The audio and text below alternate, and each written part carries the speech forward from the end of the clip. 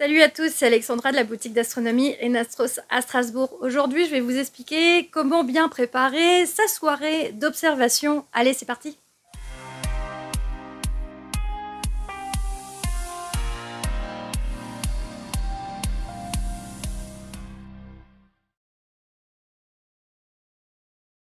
Alors, ce que je vais vous dire aujourd'hui, c'est par rapport à mon expérience. Donc, si vous ne le faites pas, il n'y a rien, il n'y a pas d'obligation. Première chose, moi, ce que je fais, c'est que je prépare toujours une liste avec tout ce que je dois emmener. Alors, je prépare vraiment ma liste, vraiment déjà le matin, pour être sûr qu'au moment où il y a une idée comme ça, un accessoire qui me revient vite, je le note. Parce qu'en fait, le soir, on est en coup de bourre, et ça, c'est le piège, c'est on oublie quelque chose.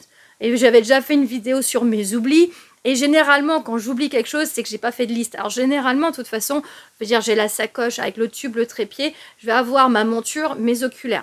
J'ai besoin de rien, mais c'est vrai que un petit oubli de temps en temps, j'ai déjà oublié la sacoche de la monture, donc je pense, moi je marque télescope sur ma liste, et en fait, j'oublie, forcément, le télescope, il est en deux parties, donc voilà, ça me revient pas forcément, mais idéalement, ouais, faire une liste et ne rien oublier sur la liste, c'est déjà un bon point. Deuxième chose, se couvrir. Parce qu'en fait, on oublie que c'est une activité statique, c'est une activité nocturne, donc il fait généralement froid.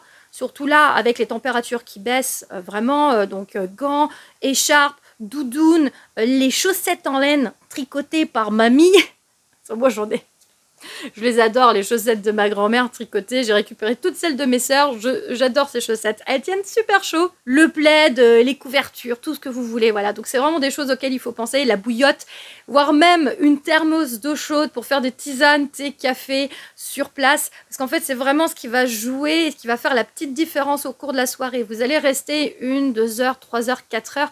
Et je vous assure qu'au bout de 4 heures dans le froid, il fait froid. En randonnée, vous marchez, donc le corps en fait bouge, mais là vous êtes sur une activité statique et généralement, d'ailleurs, des bonnes chaussures aussi. Hein. J'y pense pas, mais enfin, je l'ai pas noté sur. J'ai fait une liste, vous voyez, je parlais de liste. Mais c'est vrai que de bonnes chaussures, idéalement de randonnée ou de marche.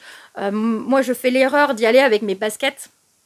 J'ai un problème au niveau de l'orteil, j'ai la l'us valgus déjà, donc en fait je peux pas porter n'importe quelle paire de chaussures en ce moment jusqu'à mon opération, mais c'est vrai que là moi j'ai les Vans qui sont en tissu. Ah, des chaussures en tissu, Alexandra. Voilà, ça c'est le piège, il y a l'humidité qui remonte très facilement, le tissu va capter l'humidité, il y a les pieds qui sont gelés et qui vont, tout simplement les chaussettes vont être humides, c'est super désagréable, donc ne faites pas comme moi. Voilà, mais moi, c'est vraiment cas de figure un peu particulier avec mon pied. La troisième chose que je peux vous conseiller, c'est de regarder les prévisions météorologiques. Alors en plus, ça change énormément ces dernières années. Vous pouvez utiliser différentes plateformes. Moi, j'utilise Wetter Online, alors Météo et Radar, voilà, qui est plutôt bien. Je sais que Philippe, il utilise Météo Blue. Il y a également l'application Uranos que je vous conseille, qui est vraiment sympa, qui a été faite par un amateur. Donc n'hésitez pas à découvrir, je vous mettrai le lien en dessous en descriptif. J'essaye de regarder les prévisions météorologiques quand même jusqu'au dernier moment. L'avantage avec l'application Wetter Online, c'est que je peux voir les prévisions à 15 minutes et vraiment le déplacement des nuages, du vent. Donc ça me permet vraiment d'avoir une anticipation sur un potentiel ciel, parce que c'est toujours des prévisions. Donc c'est jamais exact. Pas qu'en fait il fait beau dans l'après-midi, vous vous dites tiens je vais sortir le matos, vous faites un certain trajet par exemple, si vous vous déplacez, vous faites une demi-heure de route et vous arrivez et en fait le ciel s'est couvert. Parce que ça sert à rien s'il fait moche, vous observerez pas. La quatrième petite chose que je peux vous conseiller, c'est de préparer votre ciel avec des applications. Alors pas le ciel de la météo, mais en fait qu'est-ce que vous allez pouvoir observer, à quelle période, à quelle saison, qu'est-ce qui est visible ou non. Donc vous pouvez utiliser des logiciels, Stellarium bien sûr que j'utilise régulièrement. On me demande des devis pour une intervention dans 8 mois. Donc ce que je fais, c'est que je vais sur Stellarium, je regarde les dates approximatives qu'on m'a données et en fait je vais regarder si on a la lune, si on a les planètes, bien sûr mon ciel, même si je le connais à peu près, mais voilà, c'est vraiment ce genre de choses qui est intéressant, l'orientation, à quel moment vous allez observer, à quelle heure, voilà. Donc ça c'est des choses que vous pouvez Préparez également donc avec les revues, vous avez les éphémérides, vous pouvez utiliser le livre de Guillaume Canas sur l'année en cours, hein, voilà, pareil, où il donne des dates avec des choses à aller observer. Ça, c'est vraiment le genre de choses que je conseille fortement, parce que pareil, vous arrivez, que vous n'avez pas trop préparé votre ciel, vous pouvez aussi, hein, voilà, le faire à la one again, vous posez, vous allez découvrir votre ciel. Voilà, ça, c'est des choses qui se font aussi. Mais c'est vrai qu'une petite préparation en amont, moi, ça me prend quoi? 5-10 minutes. Cinquième petite chose, checkez votre matériel. Je sais que ça peut paraître idiot, mais en fait, ça l'est pas. Regardez si les visseries, regardez si les batteries sont chargées, regardez si les oculaires sont propres, regardez la collimation. C'est vraiment ce genre de choses en fait à faire, vérifier vraiment si le matériel est opérationnel pour la soirée, pas que vous ayez à le faire en pleine nuit. Ça m'est arrivé un jour, j'avais vraiment pas fait gaffe. Moi souvent sur le trépied en aluminium Skywatcher, j'ai les vis en fait. Vous savez au centre vous avez le petit support, enfin vous avez la tablette qui se pose sur 3 tiges en plastique et en fait elles sont fixées dans les 3 pieds du trépied. Voilà. Et les vis souvent se dévissent. Et un jour, en fait, j'avais vraiment pas fait gaffe, il y a quand même 4 vis. Et en fait, j'ai la dernière des vis qui s'est barrée au moment du montage d'une soirée. Et donc, qu'est-ce qui s'est passé? En fait, j'ai carrément le pied qui s'est barré, quoi. Donc, en fait, je me suis retrouvée avec le télescope. Heureusement que j'étais juste à côté et j'ai pu le tenir. Mais en fait, j'ai le télescope qui a basculé d'un coup. Je suis oh punaise, qu'est-ce qui se passe? J'ai vu le pied du coup se barrer et je suis mince, mais il se passe quoi? Et en fait, les 4 vis s'étaient dévissées. Donc maintenant, je vérifie régulièrement que les vis elles soient bien. Pareil, vérifier le graissage, vérifier les petites choses comme ça.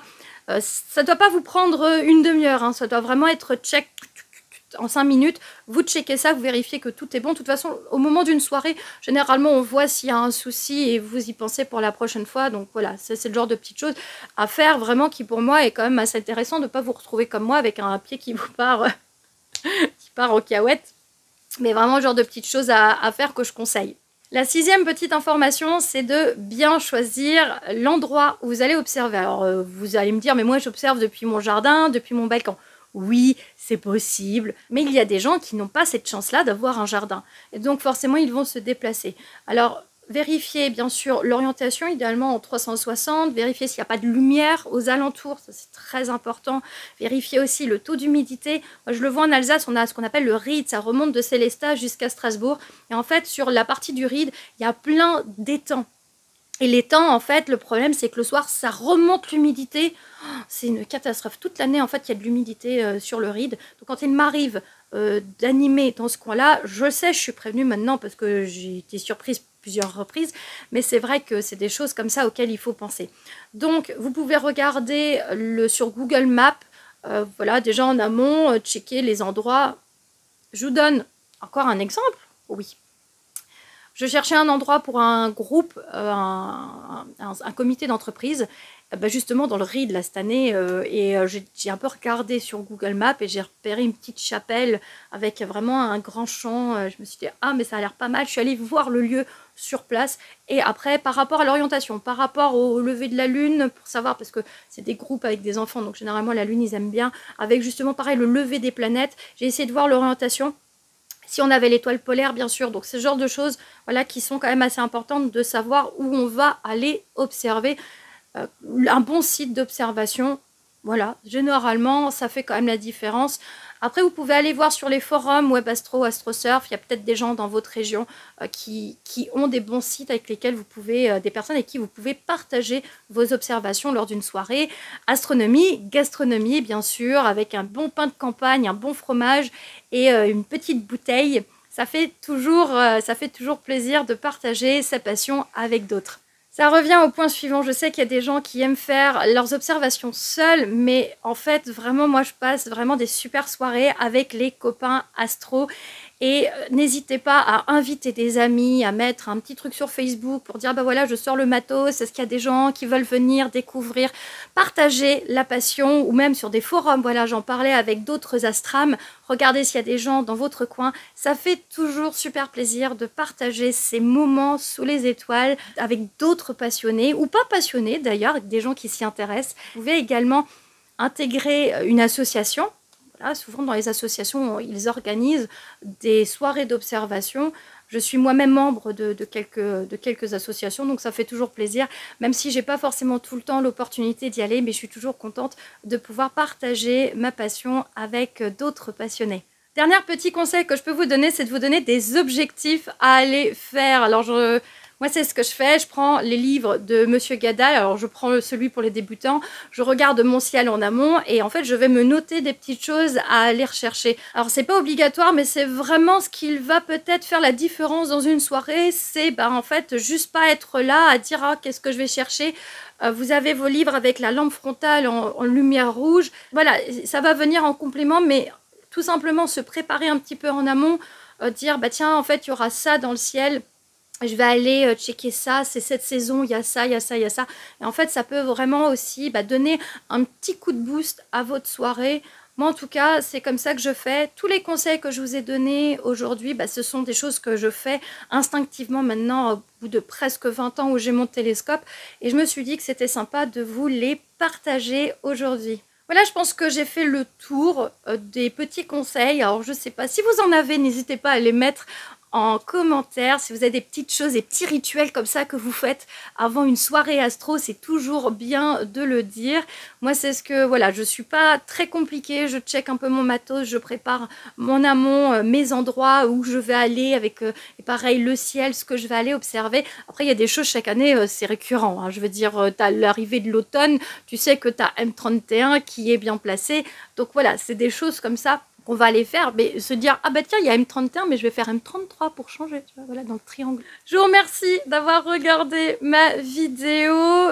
Prenez soin de vous, couvrez-vous bien, le froid est là.